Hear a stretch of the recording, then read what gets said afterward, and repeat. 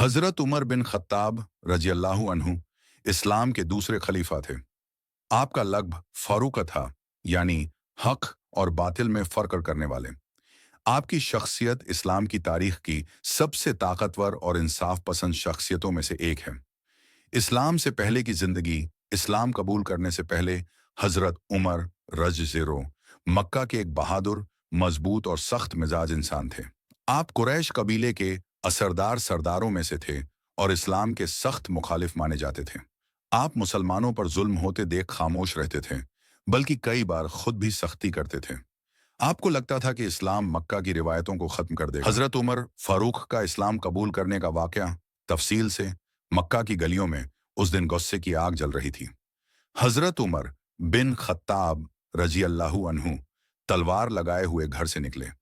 उनके कदम तेज थे, चेहरा सख्त और दिल में एक ही इरादा था, नौजुबिल्लाह, नबी करीम को कत्ल करना।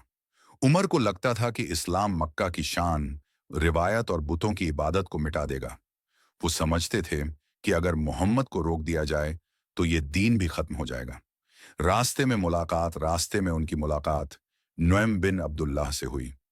उन्होंने उमर के चेहरे पर गुस्सा देखा और पूछा, ए उमर, कहाँ का इरादा है? उमर ने कहा, मोहम्मद को खत्म करने जा रहा हूं। नुएम ने हिकमत से जवाब दिया, पहले अपने घर की खबर लो।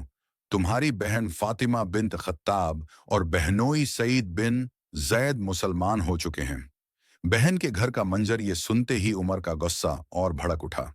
वो सीधा अपनी बहन के घर पहुंचे। अंदर से कुरान की मीठी आवाज आ रही थी।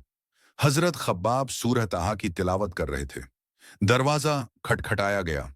आवाज अचानक रुक गई। कुरान के पन्ने छुपा दिए गए। गुस्सा और पछतावा उमर अंदर दाखिल हुए और पूछा, ये कैसी आवाज थी? जब बहन ने सच बताया तो गुस्से में आकर उमर ने उन्हें धक्का दे दिया। बहन के चेहरे से खून बहने लगा। खून देखकर उमर का दिल कांप उठा। गुस्सा शर्म में बदल गया। आंखें झुक गईं। कुरान की आयतें उमर ने कहा, जो तुम पढ़ रहे थे वो मुझे दिखाओ। बहन ने कहा, तुम नापाक हो, पहले गस्ल करो। गस्ल करने के बाद उमर ने सूरह ताहा की आयतें पढ़ीं। ताहा, हमने तुम पर कुरान इसलिए नहीं उतारा कि तुम तकलीफ में पड़ जाओ। ये आयतें उनके दिल में उतरती चली गईं। हर लफ्ज जैसे रूह को हिला रहा था। उमर रो पड़े और बोले, ये कलाम इंसान का नहीं हो सकता। ईमान की रोशनी हजरत खब्बाब छुपने की जगह से बाहर आए और कहा, ए उमर, रसूलुल्लाह ने तुम्हारे लिए दुआ की है। उमर ने पूछा, मोहम्मद कहाँ हैं? उन्हें दार ए अरकम ले जाया गया। दार ए अरकम में शहादत जैसे ही उमर अंदर दाखिल हुए, सहाबा डर गए। लेकिन नबी करीम आगे बढ़े, उमर की चादर पकड़ी और फरमाया, ए उमर, अभी भी वक्त नहीं आया?